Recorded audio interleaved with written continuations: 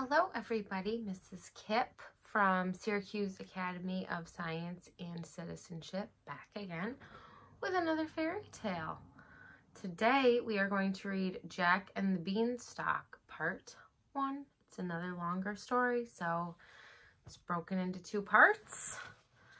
Our objectives for today are to demonstrate familiarity with the fairy tale Jack and the Beanstalk, identify the fairy tale elements of Jack and the Beanstalk, identify fairy tales as a type of fiction, and identify common characteristics of fairy tales such as once upon a time beginnings, royal characters, elements of fantasy, problems, solutions, and happy endings.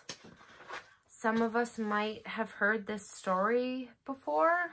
Maybe it's first time for some of us.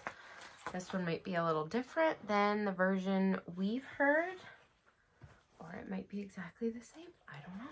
Let's find out. Here's our first picture. Once upon a time, there was a poor widow. A widow is a woman whose husband has died, who had an only son named Jack and a cow named Milky White. All they had to live on was the milk the cow gave every morning, which they carried to the market and sold. But one morning, Milky White gave no milk. "Oh, Jack," said the poor widow, wringing her hands, "we have nothing to eat and no money. We must sell poor Milky White." "Cheer up, mother," said Jack. "It's market day today. I'll sell Milky White, then we'll be better off. You'll see." Oh, that's sad. They have to sell their cow. So Jack took the cow and started down the road. He had not gone far when he met an unfamiliar old man. The old man said, "Good morning, Jack." "Good morning to you," said Jack, and he wondered how the old man knew his name. "Well, Jack, where are you off to?" said the man. "I'm going to the market to sell our cow there." "Oh, yes, you look like just the sort of fellow to sell a cow," said the man. "Now I wonder," he asked Jack, "do you know how many beans make 5? Jack thought this was a strange question, but he answered anyway. 2 beans in each hand and 1 bean in your mouth. That makes 5.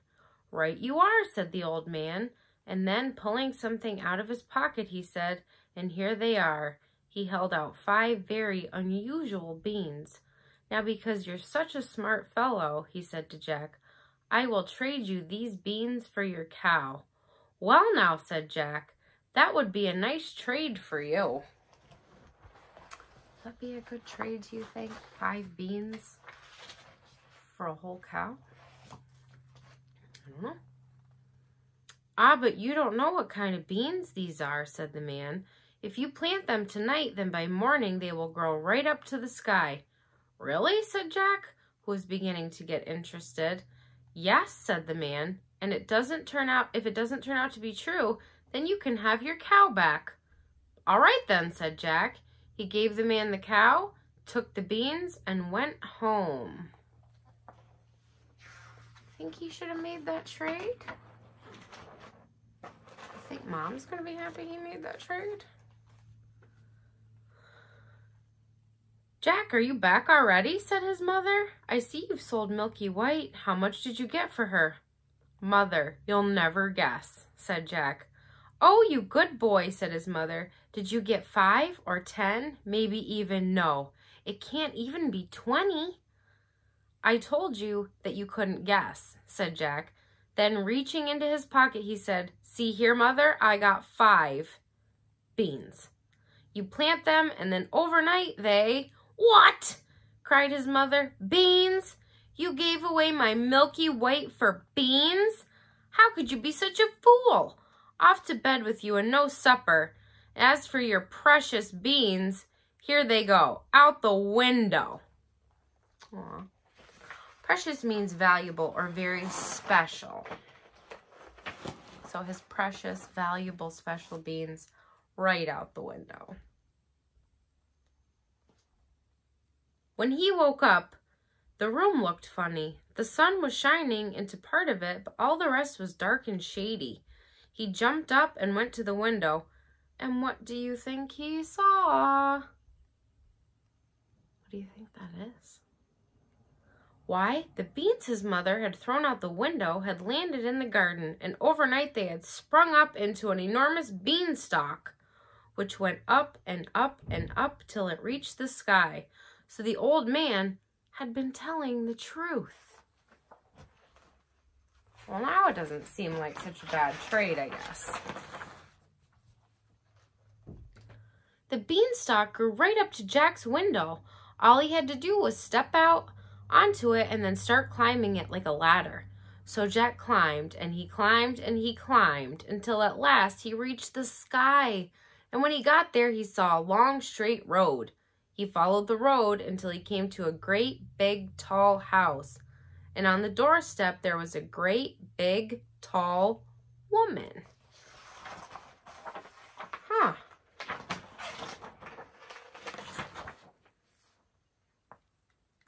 She is great, big, and tall, isn't she? Good morning, ma'am, said Jack quite politely. Could you be so kind as to give me some breakfast? Oh, so you want breakfast? Said the great, big, tall woman. Well, you'll be breakfast if you don't get out of here. My husband is a fierce giant, and there's nothing he likes better than a nice cooked boy on buttered toast. You better get going. He'll be coming back soon. Oh, please, ma'am, said Jack. I haven't eaten since yesterday, really and truly. Uh-oh. Things just went south. Well, the giant's wife wasn't so bad after all. She took Jack into the kitchen and gave him a chunk of bread and cheese and a jug of milk. But Jack hadn't half finished when thump, thump, thump, the whole house began to tremble or shake with the noise of someone coming. Someone big. Who do you think is coming? And that's all we get to hear for today. That's a cliffhanger. All right, let's go over some questions quick, and then we'll be all ready for part 2 of Jack and the Beanstalk tomorrow. Okay, number 1. Do you think Jack made a good trade when he traded the cow for the beans?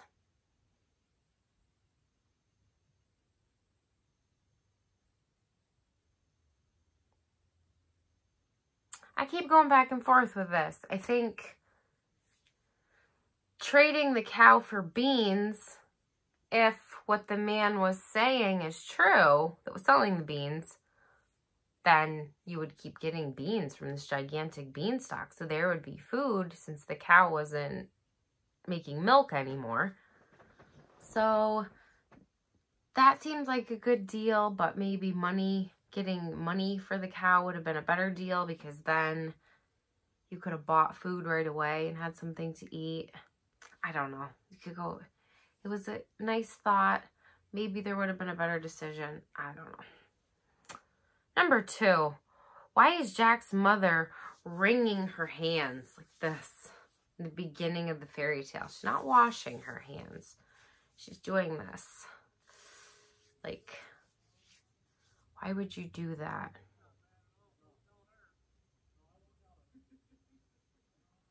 She's worried because their cow, Milky White, stopped giving milk and they had no other way to get money or to eat. So she's doing this because she's worried. It's called wringing your hands. Number 3, why do you think the man traded the beans for the cow?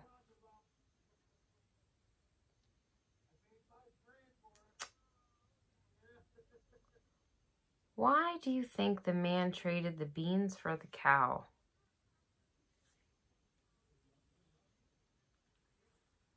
Maybe the man needed a cow. Maybe he knew that there was going to be a giant and a giant's wife that lived at the top of that beanstalk, and he wanted nothing to do with that. Maybe he was scared the beans would fall out of his pocket, and this beanstalk would pop up and there'd be giants running all over the place. I don't really know. I don't know what his motive was for wanting to get rid of those beans. Number 4, what does Jack's mother do when she hears about the trade?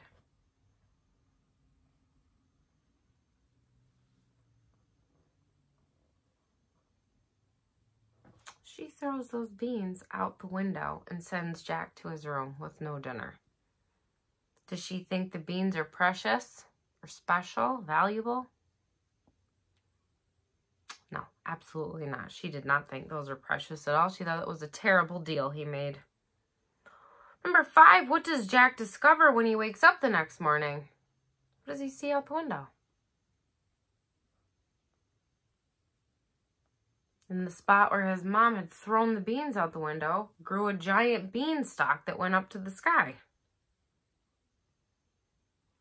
Would a plant really grow this fast, or is this fantasy? This is fantasy, right? Plants don't grow up to the sky overnight. That doesn't really happen. Could a person really climb a beanstalk? No, beanstalks are not that big. You can't climb them. They break. Who does Jack meet after he climbs the beanstalk?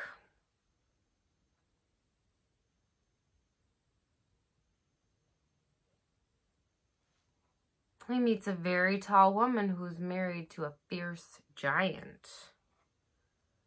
How does this part of the fairy tale end? Remember, we didn't read the end yet, or just paused. Remember, the giant woman lets Jack in, gives him breakfast. He's only halfway finished, and then they hear boom, boom, boom.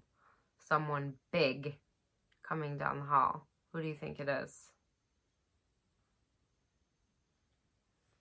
Maybe the giant woman's husband? The fierce giant?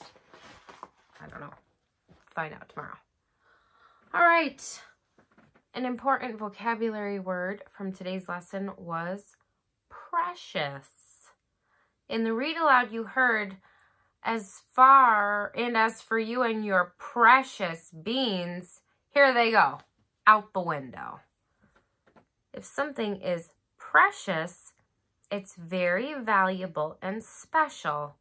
My grandmother's necklace is very precious to me. Can you tell me something that is very precious to you or special to you?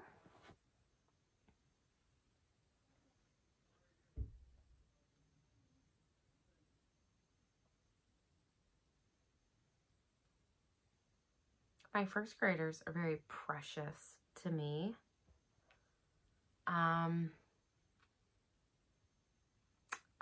you know what? My most precious thing I own that I still sleep with. This looks like an old rag, but it's my blankie.